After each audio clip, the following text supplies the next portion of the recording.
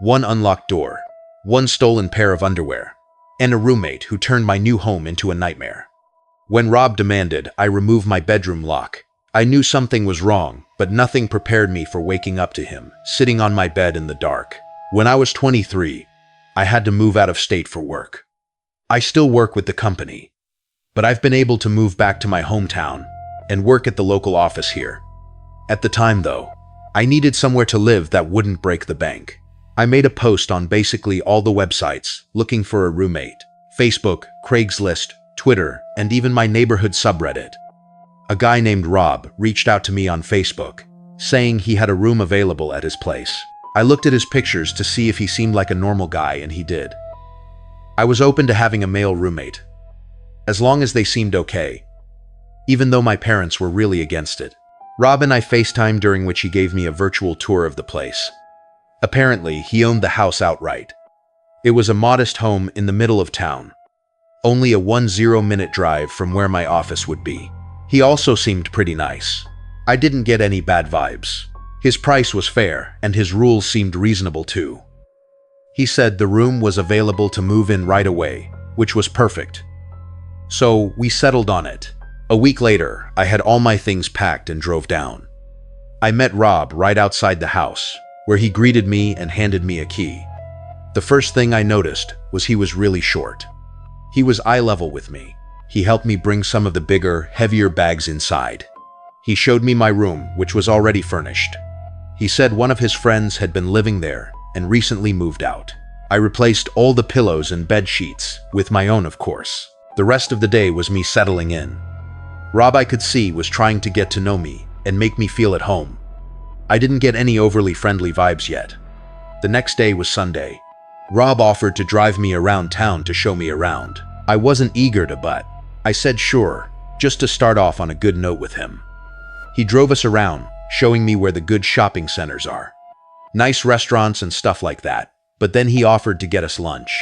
I really wasn't hungry, and he was suggesting a sit-down meal, almost like a date. I didn't want him to get the wrong idea. I just needed a room. I said I'm not hungry. Then he right away suggested we go grab drinks somewhere instead. I politely turned that down too, saying I don't drink on work nights. He was being a bit pushy, saying come on, just a couple drinks. I stayed polite and said maybe another time. He gave up and went really quiet, all of a sudden, like he was upset. I'll admit, I was slightly uncomfortable, but nothing I couldn't handle yet. That week was my first week at work, so my attention was mostly on adjusting. It wasn't until a few days in that I got home and did my laundry and noticed my hamper full of clothes seemed moved. Like the clothes weren't how I remembered leaving them. It wasn't until I was loading the washing machine that I noticed a pair of my underwear was missing. I checked my room top to bottom, like 5 times it was gone. I had a disturbing thought, but refused to believe it just yet. There was no way I would confront him and ask about that. Still, I was starting to wish there was a lock on the bedroom door. That weekend, I bought a lockable doorknob from Ace Hardware, and while Rob wasn't home, I swapped out the old one with the new one. Now I could leave the place in peace. I figured I'd tell Rob the next time I saw him. He didn't come home that night, though he must have been working. His schedule seemed pretty random. That night, I woke up to banging on my bedroom door. It was Rob saying my name, and he didn't sound happy. I checked the time. It was like 1:30 the morning. I decided to pretend I was asleep. I was honestly kind of scared to open the door. I had a feeling it was about the doorknob, and I was right. The next morning, I woke up to a bunch of texts from Rob saying we need to talk. Be home after work. I simply responded, is this about the doorknob? He said yes. I apologized and said I was planning on telling him. He replied back, it comes off today. I was getting incredibly nasty and weird vibes from his tone. My next response, I thought about a little longer, and basically said I hope he can understand that I'm a girl, and I just feel safer being able to have privacy in my room. He responded a little nicer this time, but still said no to my request, and that the old doorknob needs to go back on. I was confused and upset, but I had to respect his rules. I did install it without telling him, so I felt he had a right to be kind of mad. But how did he know I changed it? It's not like I had the old doorknob sitting out in the open. The idea that he tried coming into my room that night kind of scared me. I changed the doorknob back the next day and returned it to Ace. This is where things went downhill, though. There was a knock at the door one day when Rob wasn't home. It was a girl around my age. She asked me if I was living here with Rob. I said yes. She warned me to get out of there immediately. That Rob has multiple restraining orders against him from different girls. And he's known to be a very dangerous, creepy stalker. I was at a loss for words. I asked her how she knew I was here. She said she knew he was trying to rent his room, and that it's not surprising he opted to have a girl move in. She said she saw me moving in and wanted to wait till he wasn't home to warn me. I thanked her so much. I was truly terrified now. I had already paid Rob for the entire month. I didn't know what to do. She said she would help me in any way she could. I took her number and she left. I started packing my things and looking for other places I could move to. I found something across town, a studio apartment sublet for a little more money. I contacted the poster of the ad, and she told me I could move in as soon as possible. Perfect. Now I just needed to tell Rob and get my money back. I started packing some of my stuff into my car, and I texted him that I'd have to be moving out tomorrow as something with my family came up, and I needed to go home. He didn't answer. He got back to the house about an hour later and asked me about my text. I came up with my best fake story possible, and he said, yeah, he'll give me the money back tomorrow after he goes to the bank. I was super relieved. About an hour later, he knocked on my door and said, "Did by some chance some girl say something to you?" I simply said, "No." "What do you mean?" He said, "Never mind. It just seems like you're running away out of here for another reason." I insisted that it was purely because of the family reasons. He said okay and left. Sadly, the story didn't end there. I woke up that night and screamed at the top of my lungs when I saw a black figure sitting on the end of the bed. It was Robbie. Turned and put his hand on my mouth and went shy. Said, "Please don't hurt me." And he responded, "Why would I hurt you? I knew someone said something to you. Don't believe what these girls say." I said, "You're scaring me." And this part is still just as insane to me. As it was in that moment, he started to caress my leg and said, "I don't mean to scare you." Right after I said he's scaring me, I got out of the bed and ran for the door, and he screamed at me to stop. I ran outside with my phone in hand and called the police. I hid in the bushes until they showed up, and I explained the entire situation to them. They made Rob come outside and give his side of the story. Basically, I told them, "I just want to get all my stuff out of the room, and I'm leaving." So, the cops stayed there as I collected the remainder of my stuff and brought it to my car. I also insisted on Rob Venmoing me the money back while the police were there, and he did. The whole time the police were there, he tried his best to act like some normal dude, I could tell. One of the officers then pulled me aside to tell me that this guy had been arrested before for other incidents with women, but Rob denied ever coming in my room or touching me, so it was all he said, she said. I left the house and went straight to a hotel for the night. The next day, I moved into the studio apartment. Luckily, the girl who posted it was able to facilitate my quick move-in. I have never, and will never live with another man who's not my boyfriend or husband ever again. Or just anyone. I don't know, for that matter. One unlocked door, one creepy roommate, and a basement I wasn't supposed to see when I rented a room from Luke for $1,200 a month. I thought I got a steal until I woke up to him standing over my bed in the dark, asking if I'd gone downstairs. When things fell apart with my parents, I had to move out. I was really struggling to find a place to live. I could only crash on my friends' couches for so long. I was searching all the roommate and apartment apps and websites when I found something that caught my eye. On this app, a guy named Luke had listed a room for rent in his 3-bedroom, 1-story house. The rent was $1,200 a month. He'd basically be my landlord and roommate, since he'd also be living there. He made sure to note in the ad that he'd be out of the house most of the time, and that the renter would often have the place to themselves. He did put in all caps, though, a few ground rules, including no parties. No large gatherings, no drinking in the living room, and no using the basement. They seemed like pretty standard rules. I went to see the house in person and meet Luke. The second he opened the door, I got a vibe from him that he was kind of reclusive. His demeanor was quiet and a little awkward. He showed me around the house.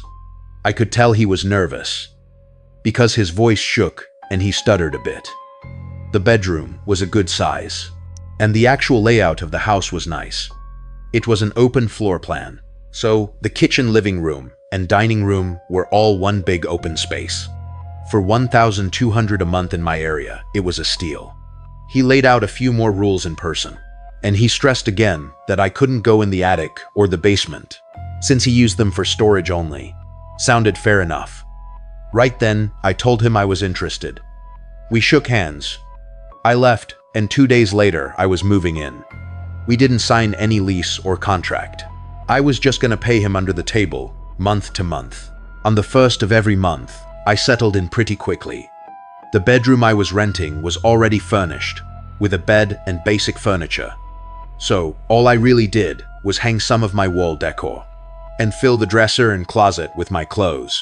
Thankfully, the bedroom had a lock, and he gave me the key so I could lock it when he wasn't home, which seemed like a nice gesture.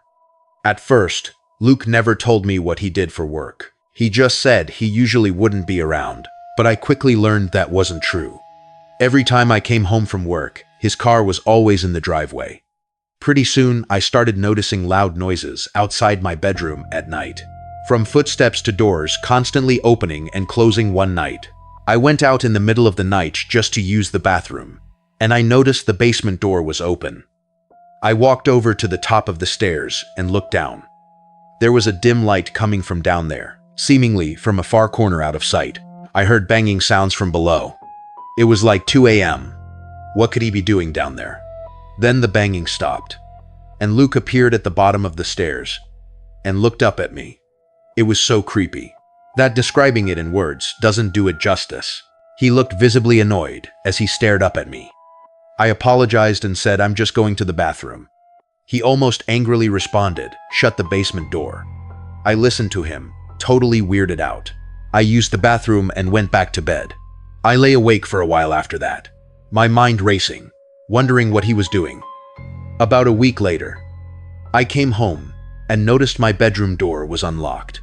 I always locked it before leaving every day.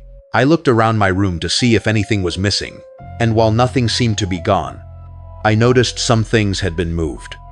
For starters, my clothes in the dresser weren't neatly stacked anymore. They'd been looked through. I could tell. The closet door was also cracked open. It hit me that he had his own key, and he'd probably come into my room and gone through my stuff. This felt like a total invasion of privacy, and a violation of my rights as a tenant. I had to figure out how to confront him about it. I went and knocked on his bedroom door, but he didn't answer. His car was in the driveway again, so he had to be home. I was getting such weird vibes from all this. I gave up and went back to my room. After microwaving my dinner, while I was in my room relaxing and watching TV, I heard the door to Luke's room open. I took this chance to get up and confront him, so I went out to the living room and caught him in a hurry about to leave the house. I stopped him and asked if he went into my room. He looked at me with a blank expression and straight up said no. I tried to stay calm and not sound hostile, saying that the door was unlocked, and some of my stuff looked like it had been gone through. He then claimed that I had the only key to my bedroom and said he's in a hurry and has to go. Then he left. I was totally stunned by all this. I wanted to ask my parents for advice, but at that time, I hated them and wanted nothing to do with them. I was already back on the apps and websites, looking up other listings. I knew I didn't want to stay here. Then I realized this was the first time Luke wasn't home. While I was there, curiosity got the better of me, and I had to check out the basement. I looked out the windows first, to make sure his car was gone. And it was I then went to open the basement door. Weirdly, I couldn't find any light switches, so I just used my phone's flashlight to see where I was going. The steps were so creaky. I felt like I was in some abandoned house. I got to the bottom, and there was this tan carpet that was curling up at the edges, like it was poorly fitted. It was a pretty small basement. At least the main room, there was just this one ugly couch in the middle of the room. There was also a kind of funky smell down there, and it only got stronger. As I got closer to this door in the corner, I tried to open the door, but unfortunately it was locked. Or maybe I should say, fortunately, cause I'm not sure.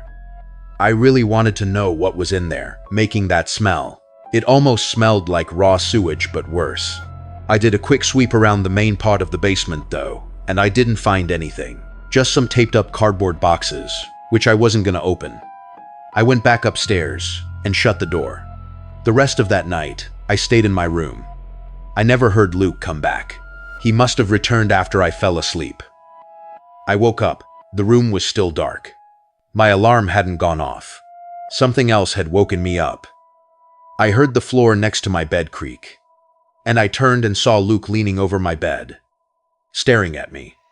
I screamed and he told me to shush, then asked me if I went into the basement. I yelled no. How did you get in here? I locked the door. He asked me, are you sure? I turned it around and shouted, did you come into this room when I wasn't home? He said no. Then he turned and walked toward the door. I asked, how did you get in here then? I saw him hold up his hand in the dark. He wasn't holding anything. At the time, I didn't know what that meant. He said to me before leaving the room, I think you should find another place to live. And then he closed the door. I started packing my stuff right then and there. I wasn't staying another minute in that house. I knocked on his door and yelled at him to give me half the rent back, since I'd only been there about 2 weeks. A moment later, he opened the door, and just his arm reached out. Holding a small stack of $100 bills, he managed to make even handing me money. Super creepy. I grabbed it. It was only $400. Whatever, it was close enough. I just wanted to get out of there. I was fully packed and out within an hour. I slept in my car that night. I ended up back at my parents' house the next day. And after explaining the crazy stuff I just went through, something changed.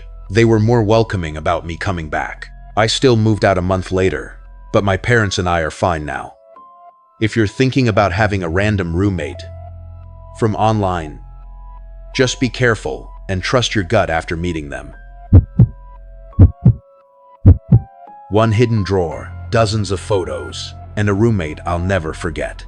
When I found David's secret stash of pictures, all of me sleeping, I realized his late-night whispers weren't just sleepwalking. They were something much darker. It was my junior year of college. I had moved off campus into a student apartment building. My roommate was kind of assigned to me by the school, in the sense that he was just someone else who needed a place to live. His name was David, and at first, he seemed like a nice enough guy. He was friendly and polite, always smiling and making small talk. But as time went on, I started noticing strange things about him, little quirks and odd behaviors that made me feel uncomfortable.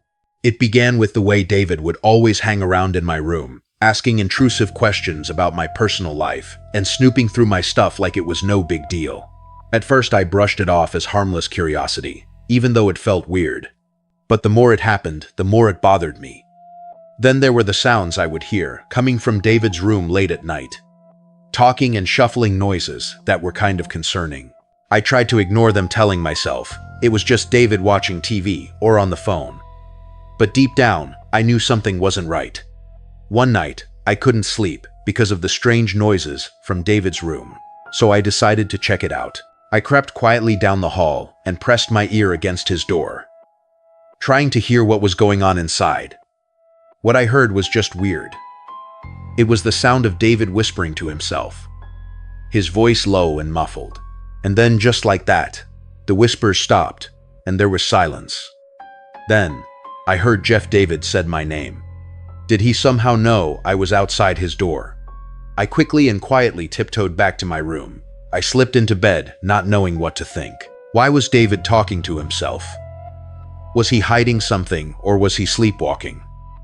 And how did he know I was there? I couldn't shake the uneasy feeling. The next day, I kept thinking about what happened. As the days went by, and the sounds from David's room continued, my paranoia only grew worse. I couldn't shake the feeling that David was hiding something from me. David's behavior also got stranger. I started noticing little subtle changes, like he would give me weird looks, and his movements seemed sneaky. One night, I woke up at some odd hour and heard David's whispering voice right outside my door in the hallway. It was seriously freaking me out, and I wondered if he was sleepwalking. I went to the door and put my ear against it. And like before, the whispering stopped. Then David said Jeff again. This time I replied and said, "Yeah, you good?" He didn't answer.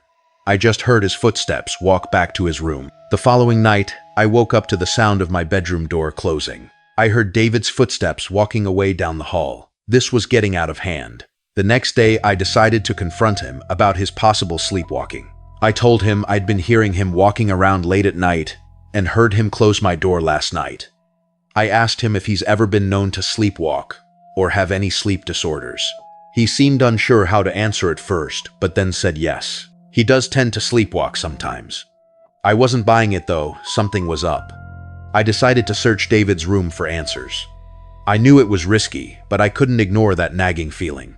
I waited until David was out of the apartment, then I crept into his room. I knew I might not have much time, so I searched quickly, going through drawers and closets looking for anything that might explain David's strange nighttime behavior. Just as I was about to give up, I found it. A small, plain drawer, hidden at the back of David's closet. I pulled it open, and my blood ran cold at what was inside. It was a collection of photographs, dozens of them, mostly of me asleep and one other guy who looked around our age, all mixed together. They were taken from different angles and distances. Some so close up I could see the pores on my skin and individual hairs on my head. I felt sick to my stomach, realizing what I was looking at. David had been secretly taking pictures of me while I slept, without my knowledge or consent. I couldn't believe it. I had been living with some kind of sick voyeur. Like he probably got off to these pictures. He had been violating my privacy and invading my personal space. For who knows how long. I wanted to confront David to demand answers, but I was afraid of what he might do or say, afraid of what might happen if I confronted him alone. So I took a picture of the contents of the drawer and grabbed a handful of the photos as evidence. I packed my things, and the next day, I showed the photos to the department in charge of student housing. They told me to let them handle it and take appropriate action. I got lucky and was assigned to a different apartment, with a normal person who needed a roommate. I never spoke to David again. Even now, years later, I still can't shake the memory of those chilling photographs and David's whispering and creeping around at night. I never found out who the other guy in the photos was. It was definitely his old roommate, but I was never able to find his name. But who knows, maybe he found out too.